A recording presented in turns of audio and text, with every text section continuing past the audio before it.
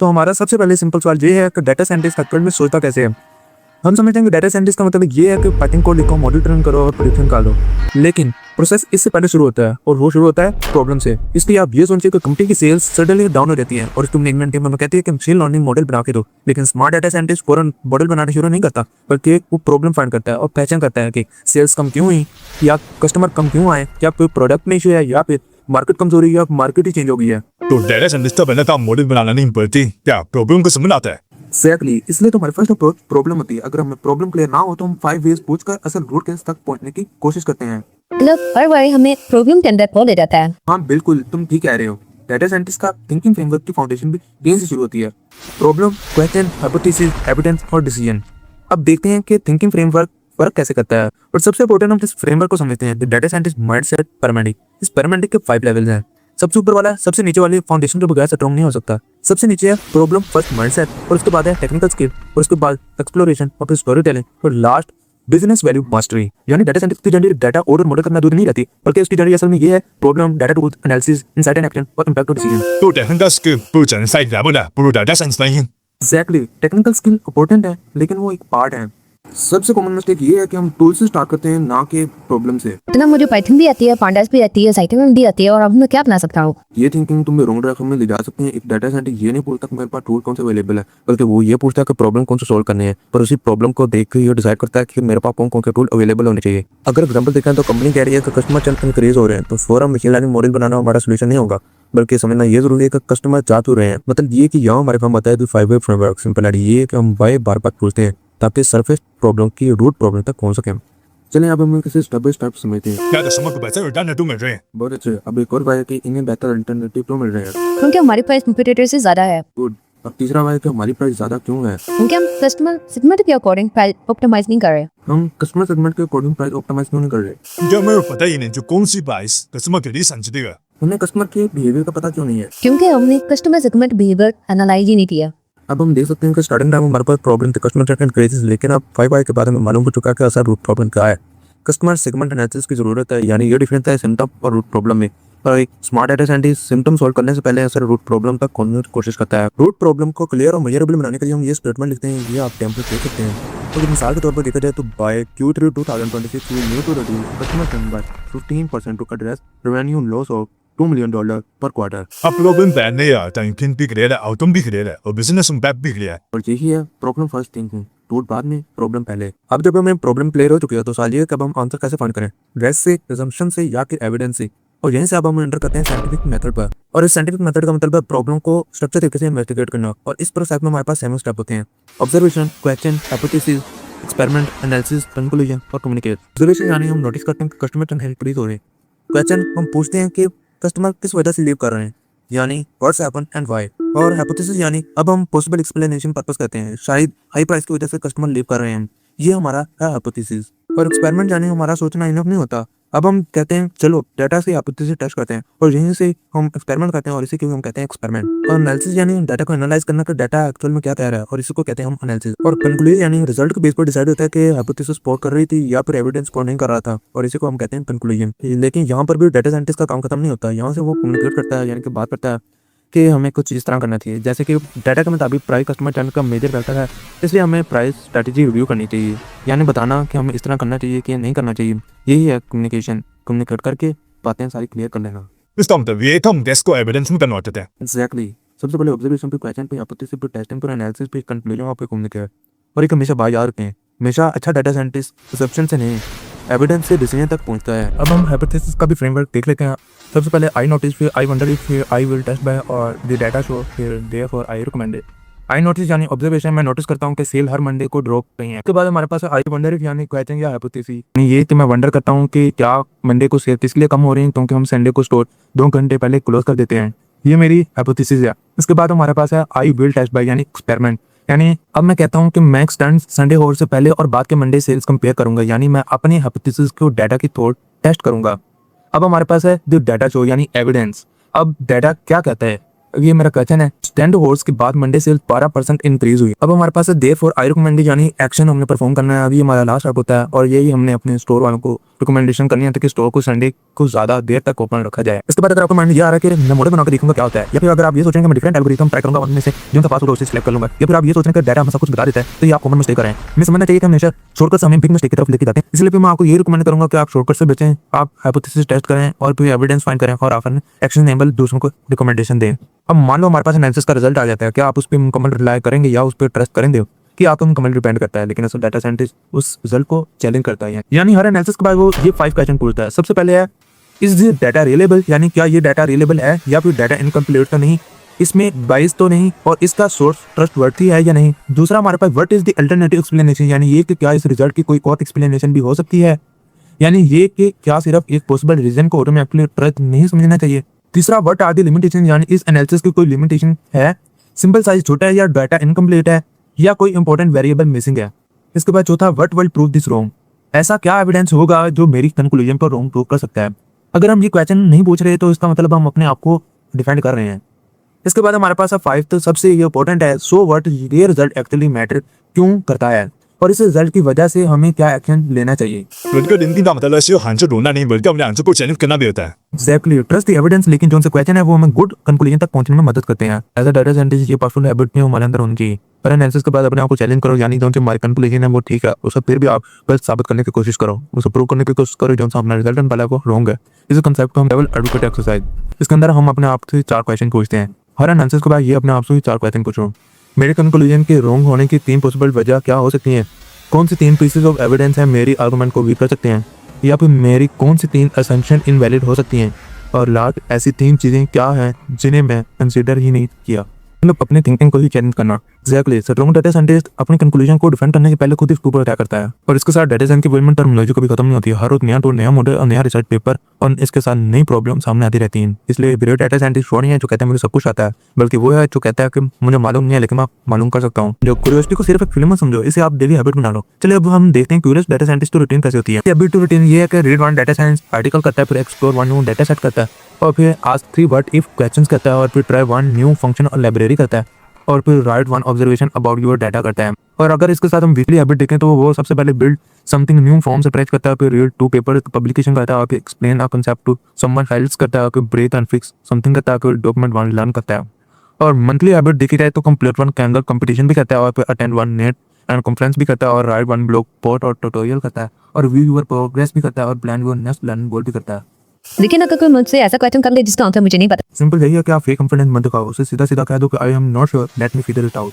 या फिर आप ये कह सकते हो कि मुझे इसके बारे में और लर्निंग करनी होगी, या फिर आप ये कह दो कि let me research that and get back to you. और अगर ये टॉपिक तुम्हारी एक्सपर्टीज से भी बाहर हो तो उसी पर्सन से पूछ सकते हो।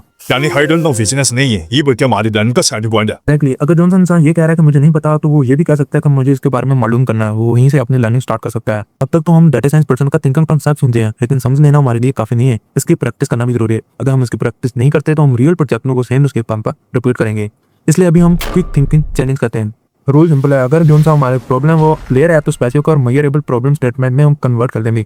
जैसे हमें सेल्स इंप्रूव करनी है, इसे इस तरह कन्वर्ट करेंगे, हमें Q3 रेवेन्यू को Q2 के मुकाबले में 15% इंक्रीज करना है और 20 और 35 साल के कस्टमर को टारगेट करेंगे। या फिर हमें कस्टमर को बेहतर समझना है, इसे इस तरह कन्वर्ट करेंगे, हमें परचेजिंग बिहेवियर को बेसिक पर 3 डिस्ट्रिक्ट कस्टमर सेगमेंट आइडेंटिफाई करना है ताकि मार्केट को पर्सनलाइज किया जा सके। अब हमारी बारी, हमें बेहतर डाटा चाहिए, या फिर हमारा मॉडल काम नहीं कर रहा, या फिर हम AI यूज करना चाहते हैं। वीडियो को पॉज करें और हर वैल्यू स्टेटमेंट को स्पेसिफिक और मेजरेबल आउटकम में कन्वर्ट करने की कोशिश करें। आप लोग प्रॉब्लम स्टेटमेंट टेम्पलेट को देख सकते हैं और इसके साथ आपको एग्जांपल दिखाऊं तो बाय नेक्स्ट मंथ हमें ईमेल रिस्पॉन्स टाइम को 2 आवर्स से कम करना है ताकि कस्टमर सेटिस्फेक्शन में आ रहे डिक्लाइन को एड्रेस किया जा सके। तो क्या मुझे अपने डेली लाइफ की भी 3 प्रॉब्लम भी इसी फॉर्मेट में नहीं चाहिए?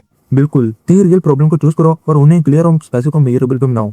अब तक तो हम प्रॉब्लम को डिफाइन करना सीख चुके हैं, लेकिन डाटा साइंटिस्ट ये भी सवाल पूछता है मेरी पॉसिबल एक्सप्लेनेशन क्या होगी और उसे मैं टेस्ट कैसे करूंगा। चलें इसे हाइपोथेसिस ड्रिवन थिंकिंग को भी प्रैक्टिस करते हैं। फर्स्ट ऑब्जर्वेशन ये कि मोबाइल पर वेबसाइट का बाउंस रेट 60% ज्यादा है। पॉसिबल हाइपोथेसिस ये है कि शायद मोबाइल वेबसाइट की परफॉर्मेंस या यूजर एक्सपीरियंस पुअर है। इसके बाद ऑब्जर्वेशन 2 है कि हर मंथ की 15th को सेल्स पीक पर AM। इसकी पॉसिबल हाइपोथेसिस ये हो सकती है कि शायद 15 पर अराउंड कस्टमर की सैलरी मिलती है, इसलिए परचेजिंग इंक्रीज होती है। और इसके साथ ऑब्जर्वेशन 3 है कि फ्राइडे को एम्प्लॉय प्रोडक्टिव ग्रोथ होती है। इसकी पॉसिबल हाइपोथेसिस ये हो सकती है कि शायद फ्राइडे को वर्क लोड या वर्क पैटर्न प्रोडक्टिव को अफेक्ट कर रहा है। अब हम इसको रियल सिनेरियो देते हैं। प्रोडक्टिव वीडियो देखने के बाद कस्टमर 40% ज़्यादा परचेज करते हैं। अब इसे आप ऑब्जर्वेशन को ब्लाइंडली एक्सेप्ट मत कीजिएगा। इसे टेस्ट करने के लिए ये 5 क्वेश्चन क्वेश्चन। स्टेप 1 हमारे पास ये कि हाइपोथेसिस क्या है। स्टेप 2 ये कि कौन सा डाटा हमें चाहिए। स्टेप 3 ये कि इस हाइपोथेसिस को टेस्ट कैसे करूंगा। और स्टेप 4 के कौन सा रिजल्ट हाइपोथेसिस को सपोर्ट करेगा। और स्टेप 5 के कौन सा रिजल्ट हाइपोथेसिस को डिस्प्रूव करेगा। 有時我講你上你都係跟佢上你跟你把啲 app 就是別單人。 एग्जैक्टली सबसे पहले ऑब्जर्वेशन फिर हाइपोथेसिस फिर टेस्ट फिर एविडेंस। यही है हाइपोथेसिस ड्राइविंग थिंकिंग। अब आप लोगों को क्रिटिकल थिंकिंग को टेस्ट करने पड़ेगा। आप इस एक्सपेरिमेंट को देखो, जो लोग डेली एक्सरसाइज करते हैं वो उन लोगों से ज्यादा हैप्पी होते हैं जो एक्सरसाइज नहीं करते। सुनने में ये काफी कन्विंसिंग लगता है, लेकिन रुक जाओ, क्या हम इस क्लेम पर पूरा ट्रस्ट कर सकते हैं। सिंपल गेम को करने से पहले अपने आप से 5 क्वेश्चन पूछो। सबसे पहले है डाटा कहाँ से आया, सैंपल साइज कितना है और क्या मेजरमेंट अवेलेबल थी। सेकंड है कि क्या कोई अल्टरनेटिव एक्सप्लेनेशन हो सकती है, क्या तो क्या कि एक्सरसाइज हैप्पीनेस के केस ना हो, शायद नेचुरली हैप्पी लोग को ज्यादा एक्सरसाइज करते हो। तीसरा हमारे पास इस एनालिसिस की एलिमिनेशन क्या है, एज, इनकम, हेल्थ, लाइफस्टाइल, क्या इस फैक्टर को कंसीडर किया गया है। तो हमारे पास ऐसा क्या एविडेंस होगा जो इस क्लेम को रॉन्ग प्रूव कर सके। अगर ये कंट्रोल एक्सपेरिमेंट में एक्सरसाइज इंक्रीज करने के बाद हैप्पीनेस इंक्रीज ना हो तो ये क्लेम वीक हो सकता है। हम सबसे बड़ा सो वर्ड, अगर ये रिलेशनशिप रियल भी है तो इस इंफॉर्मेशन के बेस पर हम क्या एक्शन लेंगे। अब मैं आपको 4 स्टेटमेंट दिखाऊंगा, इनमें से आपने बताना है थिंकिंग एरर क्या है। सबसे पहले हमारी स्टेटमेंट है our model has 90% accuracy so it is perfect. ये प्रोबेबल है या नहीं। मैं बताता चलूँ ये 90% एक्यूरेसी ऑटोमेटिकली ये प्रूव नहीं करती कि मॉडल परफेक्ट है या नहीं। दूसरी स्टेटमेंट हमारे पास ये है कि कैंपेन लॉन्च हुई, सेल्स इंक्रीज हुई, देयरफॉर कैंपेन ने सेल्स इंक्रीज की। ये प्रॉब्लम है या नहीं। मैं बताता चलूँ ये कोरिलेशन को कॉजिएशन समझना। दूसरी हमारे पास स्टेटमेंट ये है कि सिर्फ 10 कस्टमर का सर्वे किया और सबको प्रोडक्ट पसंद है। प्रॉब्लम है या नहीं। मैं बताऊँ तो सैंपल साइज बहुत छोटा है, सिर्फ 10 कस्टमर का रिस्पॉन्स से पूरे कस्टमर पॉपुलेशन के बारे में स्ट्रॉन्ग कंक्लूजन नहीं निकाली जा सकती। चौथा हमारे पास यह कि कंप्यूटर ने एआई यूज़ किया, हमें भी एआई यूज़ करना चाहिए। ये प्रॉब्लम है या नहीं। मैं बताता चलूँ तो सिर्फ कंप्यूटर को फॉलो करना वैलिड रीजन नहीं है। पहले ये समझो कि क्या एआई हमारी एक्चुअल प्रॉब्लम सॉल्व करेगा या नहीं। क्रिटिकल थिंकिंग माइंड रखने वाला इंसान कभी भी देखिए ये नहीं कहता कि रिजल्ट ट्रू है, बल्कि वो रुकता है और पूछता है एविडेंस क्या है, अल्टरनेटिव एक्सप्लेनेशन क्या है, लिमिटेशन क्या है और सबसे इम्पोर्टेंट हमें क्या मिस कर रहे हैं। अब तक तो हमने प्रॉब्लम को समझा है, लेकिन अब वो कहते हैं रियल वर्ल्ड प्रॉब्लम पे अप्लाई करने का सिनेरियो देखो। हर प्रोडक्ट रिलीज के बाद customer support ticket dramatically increase हो जाती है, लेकिन क्या प्रोडक्ट रिलीज इसका असल रीजन है। चलिए इसे साइंटिफिक मेथड में 7 स्टेप में ब्रेक डाउन करते हैं। सबसे पहले ऑब्जर्वेशन रिलीज के बाद सपोर्ट टिकट इंक्रीज होती हैं। अब क्वेश्चन है टिकट क्यों इंक्रीज होती हैं। पॉसिबल हाइपोथेसिस शायद न्यू रिलीज में बग्स या यूजेबल इशू है। फिर से टेस्ट करना होगा रिलीज से पहले और रिलीज के बाद। सपोर्ट टिकट पैटर्न कंपेयर करो, डाटा को डिटेल में देखो, ticket volume, issue type, release dates और कौन सी फीचर सबसे ज्यादा अफेक्टेड है। अब एविडेंस के बेस पर कंक्लूजन निकालो। अगर रिलीज के बाद specific product issue consistently increase हो रहा है तो हमारी हाइपोथेसिस सपोर्ट हो सकती है। अब फाइंडिंग को टीम की क्लियर कम्युनिकेट करो और रिकमेंडेशन दो। रिलीज से पहले इन स्पेसिफिक इशू को थॉरली टेस्ट और फिक्स किया जाए। अब डाटा साइंटिस्ट एक सिंपल और पावरफुल हैबिट की प्रैक्टिस करते हैं, क्रोस्टी। कभी कभी एक सिंपल वर्ड इफ क्वेश्चन भी ऐसा पैटर्न रिवील कर देता है जो नॉर्मली नजर नहीं आता। अब अपना कोई भी डाटा सेट लो और उसके बारे में 10 वर्ड इफ क्वेश्चन जनरेट करो। मिसाल के तौर पर वर्ड इफ कस्टमर केस पर टेजिंग बिहेवियर को अफेक्ट करता है। फिर सोचो वर्ड इफ लोकेशन भी मैटर करती है, और फिर word if season purchasing behaviour को भी चेंज करता है, और फिर वर्ड इफ प्राइस और डिमांड के दरमियान कोई अनएक्सपेक्टेड रिलेशन है।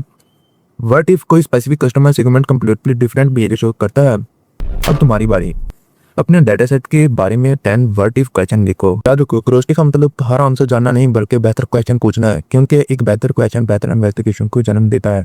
हम इसी तरह जानते हैं डाटा देखना ईजी है, लेकिन डाटा को एक मीनिंगफुल स्टोरी में कन्वर्ट करना एक रियल डाटा साइंटिस्ट की इंपॉर्टेंट स्किल है। अगर हम सिर्फ नंबर दिखा देते हैं तो लोग शायद उन्हें कुछ देर बाद गोल की रहें, लेकिन अगर हम नंबर्स को पीछे स्टोरी, इनसाइट और एक्शन दिखा दें तो वो ही डाटा पावरफुल बन जाता है। तो इनका भी एक मैरी देखें और कस्टमर चर्न 18% से इंक्रीज करके 25% हो गया, लेकिन कस्टमर सेटिस्फेक्शन से 72% है, जबकि इंडस्ट्री एवरेज 30% है और एक स्पॉट टिकट 40% इंक्रीज होकर 25,000 पर मंथ हो गई है। मतलब प्रॉब्लम सिर्फ कस्टमर चर्न तक लिमिट नहीं है, कस्टमर एक्सपीरियंस भी डेटोरेट हो रहा है। एग्जैक्टली। अब इन नंबर्स को हम एक स्टोरी में कन्वर्ट करते हैं। सबसे पहले कंटेस्ट दो, जैसे कंपनी में कस्टमर रोटेशन एक मेजर चैलेंज बन रहा है, और फिर प्रॉब्लम क्लियर शो करो, जैसे कस्टमर चर्न इंक्रीज हो रहे हैं और सर्टिफिकेशन इंडस्ट्री बेंचमार्क से नीचे है। अब एविडेंस दिखाओ, जैसे चर्न 25% है और कस्टमर सर्टिफिकेशन 72% है और स्पॉट टिकट्स हमारे पास 25,000 पर मंथ है। अब सिर्फ नंबर प्रिंट मत करो, इनसाइड एक्सप्लेन करो, जैसे हम डाटा से कैसे यहाँ पे करते हैं। जैसे मिसाल के तौर पर कस्टमर एक्सपीरियंस और स्पॉट इशू और रोटेशन प्रॉब्लम से स्ट्रांगली कनेक्टेड हो सकते हैं। और आखिर में एक्शनेबल रिकमेंडेशन दो, जैसे कंपनी को अपने $100,000 कन्वर्ट रोटेशन बजट को टैबलेट कस्टमर एक्सपीरियंस और स्पॉट अपोर्टेंट पर फोकस करना चाहिए। अब एक बहुत चैलेंज है, किसी कम्प्लेक्स प्रेजेंटेशन कांसेप्ट को 10 ईयर ओल्ड स्टूडेंट को समझाओ।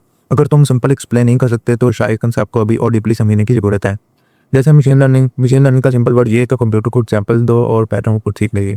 और ओवरफिटिंग जैसे डिजाइन के आंसर रट्टा लगा लेना, लेकिन नया पैटर्न आए तो कंफ्यूज हो जाना। और फ्यूचर इंजीनियरिंग का मतलब डाटा में इसे यूजफुल इन्फॉर्मेशन बनाना ताकि कंप्यूटर बेहतर डिसीजन ले सके। जैसे कि अब तक हम डाटा साइंस के थिंकिंग के डिफरेंट स्किल्स प्रैक्टिस की है, लेकिन अब एक फाइनल कहते हैं कि हमारी अपनी डाटा साइंस माइंडसेट कितना स्ट्रॉन्ग है। अब खुद को ऑनेस्टली 1 से 5 तक रेटिंग करना है आपने, वन का मतलब आपको ज़रूरत है इंप्रूवमेंट की, और 5 का मतलब है आप बहुत एक्सीलेंस हैं। आपको मैं स्क्रीन पे दिखा रहा हूँ, आप अपने आप को रेटिंग करते जाइएगा और नोट करते जाइएगा।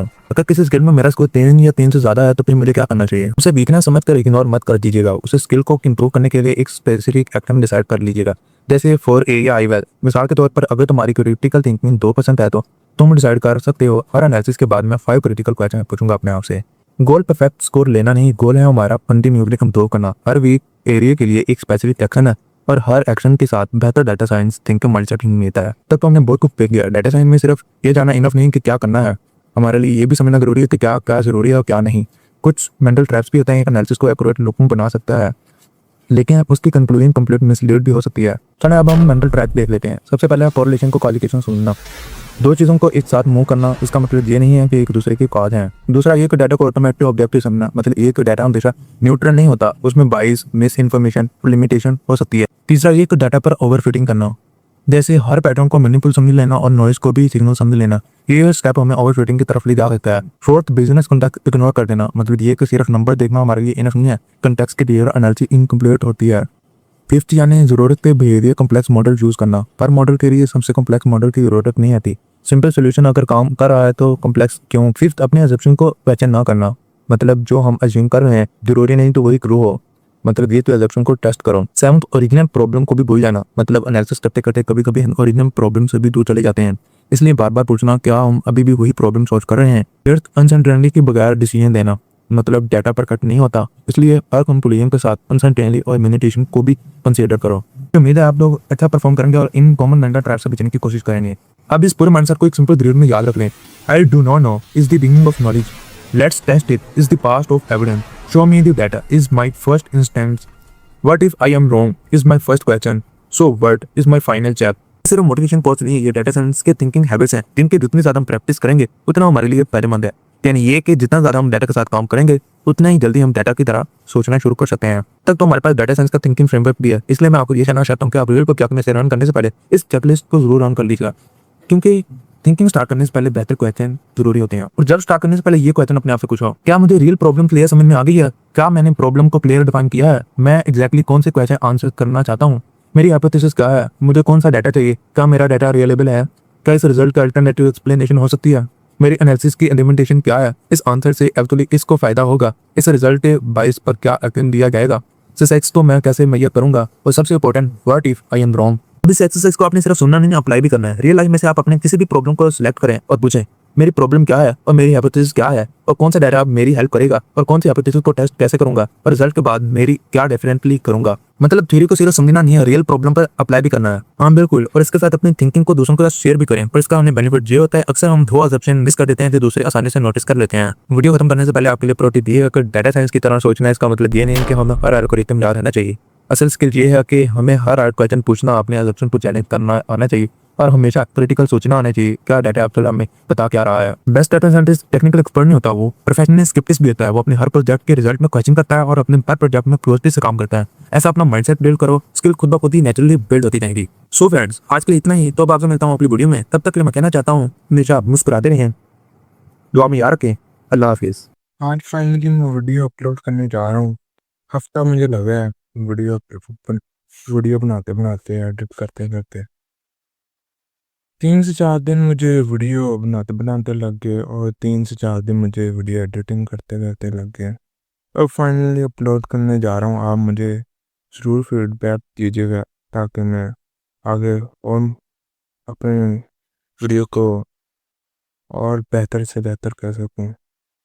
ये छोटा सा क्लिप बनाने का मकसद ये था कि मैं बता सकूं और अपने आप को आगे जाके मोटिवेट कर सकूं कि कुछ ऐसा किया था जिसके बाद मैंने कुछ और बेहतर किया था। चलें, बाय।